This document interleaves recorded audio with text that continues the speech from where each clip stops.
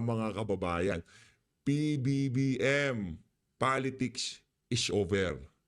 Now, it's time to serve. Walang hiya ka, nakatatlong taon ka na.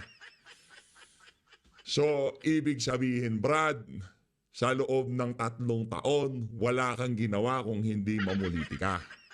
So, umamin ka rin, na wala kang ginawa sa loob ng 3 taon kung hindi banatan yung mga kalaban mo sa politika. Kasi sabi mo, politics is over eh. Hindi naman magiging over yan kung hindi ka namulitika. In the first place, wala kang inumpisahan. Kaya wala kang tatapusin. Anak ng tokwa, yan na nga sinasabi ko sa inyo mga kababayan. Bakit? Dahil yung Maynila pwede mong gawing halimbawa na nagtatrabaho ka na. Dahil meron nang nagagawa itong si Mayor Isko Moreno.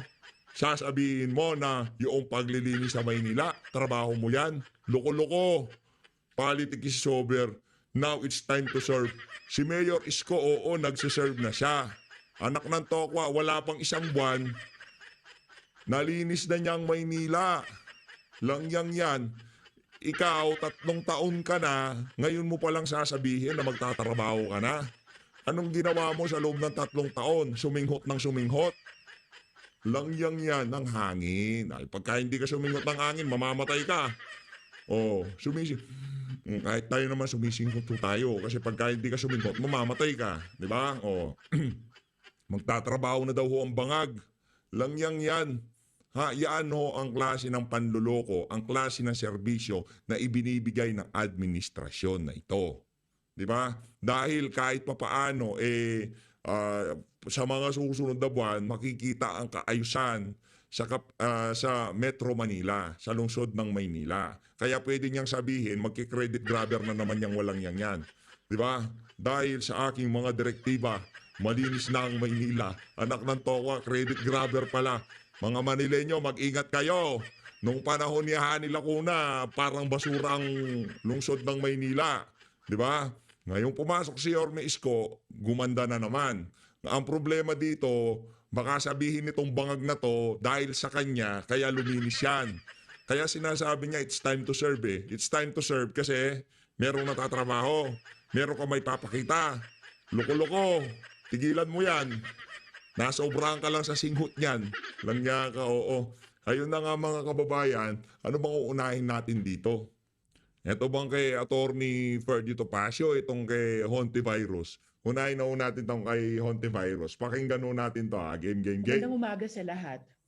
Hmm. Hindi natin hahayaan ang patuloy na pambababoy ni Attorney Topacio sa katotohanan. Walang disclaimer ha, ito ho yung naging sagutan nila noong panahon ng Parmali, hindi panahon ni alias Rene. Papakita ko lang ho sa inyo dito yung pattern. Okay? Pattern ho ito na yung mga ganyang klaseng gawain, yung mga ganyang klaseng issue na nalilink dito sa ali na to, hindi lang ngayong panahon ni alias Rene. Noon pa ho yan, 2021 pa yan, meron ng ganyang issue si Risa Hontiveros. Dito todo bira siya kay Attorney Ferdy Topacio. Kasaysayan ng bribery ang opisina ko. Nako. Dahil kung kasaysayan rin lang ang pag-uusapan, ang meron kami ay history ng pagprotekta, pagtatanggol, at pagkalinga sa mga testigong lumalapit sa akin. Hindi lang ho yung kay alias Rene, hindi lang doon sa issue na yun na naipit yung ali na yan. Doon sa skandalo ng mga witness.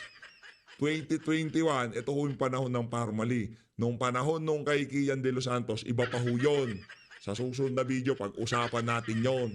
Para at least makita nyo ho yung pattern na tinutukoy natin dito. Tinutukoy nitong si Attorney Ferdy pala. Sorry, hindi tayo. Nitong si Attorney Ferdy at nitong si Congressman Jing Paras para malatago natin na maigi sa ating mga kababayan. Game. Mula noong 2017, sa kaso ni Kian de los Santos, Nako, ang mga testigo ay inilapit sa akin at sinuportahan ko hanggang inilagay sila sa OSAA, hanggang malipat ng iba't ibang institusyon para mailayo lang sila sa panganib. Sa kasong yan, pilit nilang inaagaw ang mga testigo sa kustodya ng Senado. Nako. Hanggang kay Ivy, ang Taiwanese na biktima ng illegal recruitment ng POGO, hanggang kina Alex Chong at Dale Ignacio na naglakas loob isuplong ang mga sangkot sa Pastilla scam. Kay Diana na nagpatotoo ng human trafficking sa Syria. At ngayon, ito ngang aming witness laban sa maanumalyang mga gawain ng Farmally. Sa lahat ng mga kaso na yan, kung mapapansin nyo, mga ordinaryong tao ang bumabangga sa mga may kapangyarihan at maimpluwensya. Kapag lumalapit sila sa amin, wala silang bitbit kundi ang tibay ng loob na ipaglaban ang katotohanan hanggang sa huli. Yan ang pinanghahawakan nila. At huwag nating kalimutan, siyempre, umamin na si Ms. Mago. At kinorroborate ang sinabi ng witness natin na siniswindle nila ang gobyerno. Yan ng panahon na yan, si Miss Mago kay siya umamin kasi wala na siyang choice eh. Yung tipong talagang dinidikdik siya ni Gordon at nitong si Risa. Kaya kailangan na niyang umamin. Yun ang nangyari dyan. Pero ang katotohanan niyan, binawi nung isang witness yung kanyang testimonya. Sabi ko nga, natulad tuloy si Attorney Topacio sa mga face shields ng Farmally. Luma, nangingitim, at expired na ang script niya. Style niya bulok. Hindi lang ito para igiit na malinis ang aming mga pangalan, kundi para manindigan laban sa mga panlilinlang at sa makinarya ng fake news. Ayun, naku, yan ang napakatapang na sagot nitong si Hontivirus dito kay Attorney Ferdy Topacio noong mga panahon na yan. Kaya way back pa ho talaga meron ng kasaysayan yung dalawa na yan. Di ba? Si Attorney Ferdy Topacio, wala ho siyang history na witness, lalapit sa kanya, biglang babaliktad. Hindi.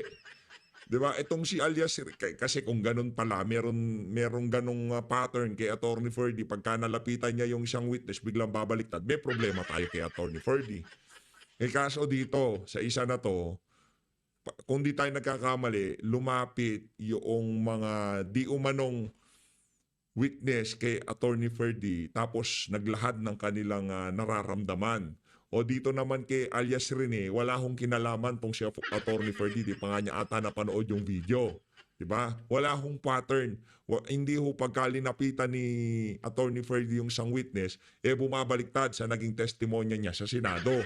Kaso ang problema, ito kay Senator Risa. Pagka sinasabi niya, yung mga witness daw lumapit o sila naghanap, dalawang bagay lang yan. Isa sa kanila nagsasabi ng kasinungalingan. Okay? Ngayon, ang nakikita ng ating mga kababayan, base sa ating obserbasyon sa social media, hindi nila pinagkakatiwalaan ang sinasabi ni Risa. Tama mali? Ngayon dito ho sa isa na to, ngayong nai-establish na natin na meron talagang napakapangit na kasaysayan itong si Risa pagdating sa mga witness. Sino hong mas pinapaniwalaan nyo dito sa isa na to? Yung sinasabi ni alias Rene o itong sinasabi ni Risa Hontiveros? Yan ho inahain ko sa inyong harapan. Kayo na hong bahalang humusga kung sino ang mas pinaniniwalaan nyo. Dito na ho tayo ngayon kay Attorney Ferdy Topacio. Matindi ho itong mga kababayan. Gang! DTI Secretary. So wala po kaming political leaning itong Citizens Crime Watch. Sir, linawin ko lang ulit na. So, yung details lang po. Sa bali, paano nalaman na binayaran or nagkasuhulan na mula kay Senator Risa Hontiveros? Nandun po sa affidavit noong witness po. Meron na po sa aming kamay. Duly authenticated before a notary public. At in the next few days, ay i-develop po namin to at Duly authenticated yung testimonya nung witness na lumapit sa kanya. Naku, yan ang problema natin dyan, Senator Risa Hontiveros. Ito kasi mga video na to, hindi na to mawawala sa social media. Forever na itong mga ito. Itong halimbawa dito sa PH Update, pag ginusto natin burahin yan, okay, mabubura natin. Pero itong mga to, maraming kopya to eh. Diba? Yung ibang mga vlogger nung mga panahon na yon, ginawan ng content itong mga video na to. Kaya madali hong hanapin. Yun. Troy. Idudulog na po namin sa appropriate investigative agency. Well, basically, yung pong sinabi niya, plus a few more details, hindi pa po namin kasi mabunyag yung iba. Ito kasi lang po ang pinadala. Nung pinadala, sabi ko, teka muna, huwag muna nating gamitin, i-verify natin, let's talk to the person, let's get his affidavit. Siyempre, due diligence. Baka makuryente tayo parang si Nery Colmenares. At yun, nung na-verify na namin, he was willing to execute an affidavit, humarap siya sa notaryo, at dumagda siya, at may ebidensya ito, yun, saka namin siniwalat itong video na ito. Sir, what evidence do we have aside from his testimony? Well, testimonial evidence is acceptable sa hukuman. Hindi naman kailangan, siyempre, yan ay bribery. Hindi naman magpapa-issue ng resibo yan. Hindi naman magpapa-selfie yan habang binibigay niya. Siyempre, the only testimony in a bribery case or subornation of perjury is yung nakita niya na binigyan ng pera. And by gano'n ang pinag-uusapan natin? Well, isisiwalat natin to. Ang importante rito, money change hands. According to the witness, it was given by a member of the staff of Senator Ontiveros. That is according to the witness. At ang nag-ibot ay driver, a certain Ryan Taso. That is all we have. These are all factual. Hindi po namin sinasabing ito ay totoo. It is not our place to say that whether this is true or not. Our place is to bring this to the attention of the proper authorities and for them to conduct an investigation and if warranted, file the appropriate charges against Senator Riz Ontiveros, yung nag-abot po na lawyer at yung driver niya. Nako. O bakit dito at Senator Risa hindi mo kinasuhan? Driver pa pala, tauhan pa pala. Yung mga vlogger, wala naman silang tinukoy doon sa mga staff mo. Itong si Attorney Ferdy, hinamon ka na nga niya, di ba? Ama pa hanggang sa ngayon, doon sa hamon niya, wala ka pa rin tugon. Kasi takot ka kay Attorney Ferdy Topacio. Tatlo yung nabanggit niya. Per question, yung siyempre magiging parang word niya versus dun sa Senate witness, sir, di ba? Parang he said, she said. Pero paano, sir, do you plan to find more na formally workers na katulad niya or at least do you encourage yung mga may same kwento sa kanya to come out and para to strengthen his claims na hindi lang siya compared dun sa nagsasalita? Yes, of course, but we have to tread lightly. Alam niyo naman, ang Senado, sasabihin na naman yan na nagpa-fabricate kami o pinipilit namin. So kami, hands off kami. We just wait for them to come to us. We do not come to them. Para hindi sabihin it is tainted with bias or prejudice. We are being very careful in this. So far, sir, siya pa lang po yung Yes, oo. Well, kung meron dyan, of course, tatanggapin namin. But also, subject to due diligence. Sir, itong tao na nasa video, ano daw yung nag-motivate sa kanya? Why did he come out na nagsabi nito? Well, katulad ng sinabi niya, di ba? Sana naisip mo na siniraan mo si Miss Mago at ang family, siguro nagmalasakit din siya. Even, di ba, yung statement ni na-verify na ba yung statement ni Miss Mago? Kasi I'm not the lawyer of Miss Mago eh. Di ba sabi rin niya mabait ang family sa kanya? Although I have not talked to Miss Go, I do not know her from Adam. Kung ganun, baka naman nagmamalasakit. Ha? Sir, yun pa pala yung isa namin concern. Tatanong din sana namin sa inyo yung whereabouts na ni Miss Mago. Hindi ko alam eh. Kasi po, sir, Nako. ang in-advise sa amin nung media coordinator ng pharmacy is to coordinate with you or attorney Don. Hindi ko naman pwedeng mag-reach out kay Miss Mago. Baka mapaghinalaan tayo. So, if she reaches out to me, she demands protection, she needs the assistance, the institutional assistance of the Citizens Crime Watch or any other kind of protection, we will extend it to her. But she has to be the one to reach out. Kasi hindi ko siya abogado, I also do not represent formally. I only represent Mr. Lincoln Ong, just to be clear. Oo. Sir, sorry, balik ko lang dun sa sa tao sa video. So, ano po siya, empleyado ba siya? Yes, opo, empleyado. Hanggang ngayon, sir. As far as I know, yes, oo. Sir, kailan siya lumapit sa inyo? Pinadala sa akin ng family yung video.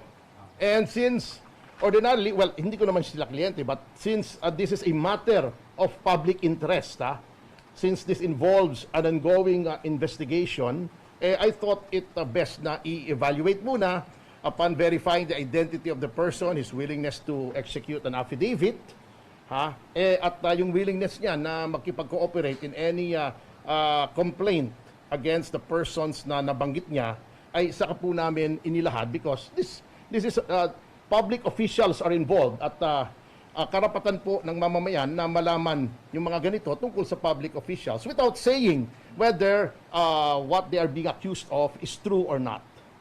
Kailan sir pinadala ng farmland ito? Makalawa ba? Makalawa? Weekend? Oo. Ano ba ngayon? Wednesday? Wednesday, sir. Monday at Monday evening. Yeah. So, sabi ko, teka muna, hindi ko muna, I will not swallow it hook, line, and sinker. Let me do my due diligence. I have to talk to the person, etc., etc. By the way, are we talking about bribery by cash or ano ba? Paano ba? Yun nga may mga details doon na hindi muna namin i-divulge. Natatakot din siyempre yung tao kasi siyempre nakita niyo naman na yung pag-exercise ng powers ng Blue Ribbon Committee, di ba si Senator Gordon na rin ang nagsabi. Sa akin pa, ako nga abogado pa, sasabihin niya, we will cite you in contempt. We will show that we are a powerful committee. He's trying to intimidate a fellow lawyer, a member of the bar. Siyempre, lalo na ma-intimidate itong pangkaraniwan tao lang. So we have to tread very lightly here because we are dealing with a committee that is wont to abuse its vast powers. So, sir, you personally believe that then, sir, yung Blue Ribbon is kind of getting overboard na sa kanila? Matagal na naman actually, when I appeared in the Blue Ribbon Committee noong 2008, yung fertilizer fund scam, nakita ko na kung paano nila abusuhin. By way of a historical footnote, yung kliyente ko sa fertilizer fund scam, si Mr. Jaime Paule, na siyang pinagbuntungan ng init noon ni Senator Gordon, who was then also the chairman of the Blue Ribbon Committee, sinabing siya may kasalanan, walang kredibilidad, etc., was subsequently acquitted by the Sandigang Bayan. So lahat po na ang mga na-persecute noong 2008 na pinag-initan ng Senado, absuelto po lahat. Yan ang sinasabi ko kasi, it is not the place of the Blue Ribbon to conduct criminal investigations but only investigations in aid of Nako. legislation. Oh, Huwag tayong yun na yun. manira Oh, ng yari. kapwa natin dito. That is the role of the courts, not of the Blue Ribbon. Yung si Mr. Paule, siniraan din ang siniraan. Kaya kahit yung pagsusuot niya ng Rolex, naging issue ba naman yon? Yung ba naman yung issue in aid of legislation? So, yun ang habit na kasi. Basta nagtandem si Mr. Lacson. Noon si Lacson nandun din at saka si Mr. Gordon, asahan nyo na dudurugin ang mga karapatan sa ilalim ng saligang batas. Yun. Sir, by the way, At yan hong mga ganyang klaseng galawan, nakita naman ho natin yan dyan sa House of Representatives. Ngayong panahon, itong si Marcos Jr. Kaso ang kaibahan lang, nung panahon ni Tatay Digong, wala ho siyang pakialam. Binibigyan niya ho ng complete control ang House of Representatives sa kanilang mga pang-araw-araw na gawain. Pero pagka usapang impeachment, lalo na dito kay, ang pangalan ito, kay Leni Robredo, talaga hong kinukontra niya yan. Diba? Pero ngayon, hindi ho. Lahat dapat kontrolado ng administrasyon nitong si Marcos Jr., lalong-lalo na pagdating sa usaping media. Ito mga kababayan, viral ho ito ngayon sa mundo ng social media. Sa mga nakalipas na araw, heto ho ang usap-usapan itong si Ma'am, ang pangalan ito, Eden Santos, di ba? Kesyo lumabag daw ho siya sa protocol. Kaya siya pinapatanggal ng Malacanang bilang reporter diyan. Ngayon, dito mga kababayan, alamin ho natin kasi kesyo linapitan niya daw itong si Marcos Jr. Dito mga kababayan, magkakaalaman kung gaano katinding magpalaganap ng fake news siya ang Malacanang. Ito, panoorin ho natin to. Di ho tayo nagtataka kung bakit yung Malacanang Press Corp, yung nila, yung grupo nila dyan, pinagtatanggol nila itong si Pangalan nito, itong si Ma'am Eden Santos. Panoorin nyo ito mga kababayan. Ayan. Ayan. O, yan. O, ito ho yung serswelang ginawa nitong si Bangag. O, sinarado nila to, pero meron naman butas doon. Loko-loko talaga itong mga to. Ayan, o, ayan. Ito ho si Marcos Jr., di ba? Etong si Ma'am Eden Santos nandito sa gilid. Hindi ho niya linapitan, ha? Hindi ho siya nakipagbalyahan sa mga security personnel nitong si Bangag. Hindi siya di ba? O, yan, o. Ingay naman itong si Doc Adam. Mamaya ka na, Doc Adam. Masyado kang madaldal ito. O, yan, o. Yan, o. Tingnan nyo naman, o, mga kababayan. Kitang-kita, ha? Kitang-kita, o. Kitang-kita, o. O. O, kitang-kita, o. O, sino hong lumapit? O, sino hong lumapit sa mga reporter? O, ulitin natin. O, yan, ha, yan, o. Si Marcos Jr., ganito siya, o. O, nandun yung media, nandito, ito yung media, o. O, yan, o. O, yan, o. Magbibida-bida siya, o. Sino lumapit? Sinong lumapit? O, yan, o. Binulungan siya, may bumulong. O, sinong lumapit? Ang tanong, sinong lumapit? Sinong lumapit sa mga reporter? Si Marcos Jr., tinanong siya ni Ma'am Eden Santos, siyempre gusto mong lumalapit ka, tatanungin kita lang yakang bangag ka, o.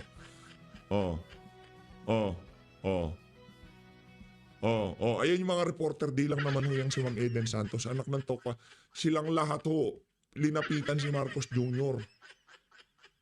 Anak ng Petrang Garapata, mga fake news talaga itong mga to. Tingnan nyo naman yan.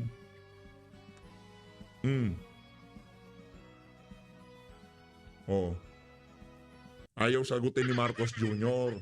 Siyempre, matinik nga naman tong si Ma'am Eden Santos. At least ngayon magkakaroon na ng kaliwanagan kung sino nga ba yung pabrika ng fake news dyan sa Malacanang. Maliwanag pa ho sa sikat ng araw, mga kababayan. Ayun, o. Sinong lumapit sa mga reporter? O, lumalapit si Marcos Jr., o. Nandiyan si Marcos Jr., nandito yung mga reporter. O, anong ginawa niya? O, sinabi nung security niya, teka lang, hindi, lalapitan ko. Bida-bida ako, O, yan, tinanong siya. O. Sinong lumapit sa mga reporter? Yung mga reporter ba ang lumapit kay Marcos Jr. o si Marcos Jr. ang lumapit sa mga reporter? Nung hindi na nakasagot itong si Marcos Jr., gusto ho nilang tanggalin itong si Ma'am Eden Santos. Kasi exclusive ho yung mga yan, eh. Yung mga reporter sa Malacanang, dyan sa press briefing nitong si Claire Castro, malamang sa malamang, sila din ang nagko-cover sa field dito kay Marcos Jr. Ngayon gusto ho nilang tanggalin, papalitan daw kesyo daw siya sa protocol. Protocol. Ikaw ang lumapit sa ale. Ang daming reporter na nakapaligid sa inyo, tapos gusto nyo lang tanggalin yang si Ma'am Eden Santos. Nangya kayo dyan sa Malacanang, oo. Kaya di ka taka-taka kung bakit walang respeto mga kababayan natin sa mga kabalbalan nitong Bangag na to, eh, no? Ito na ako mga kababayan, tuloy natin, oh. Ayan, oh. Hihirit pa tong si Ma'am Eden. Veterano, di ba? Teka lang, Mr. President. Sabi siguro nito si Ma'am Eden. Teka lang, Mr. President. Yung 20 pesos na bigas, kailan nyo ho maibibigay? Talaga ba hubang droga ho yung inyong sinunog doon sa likod? O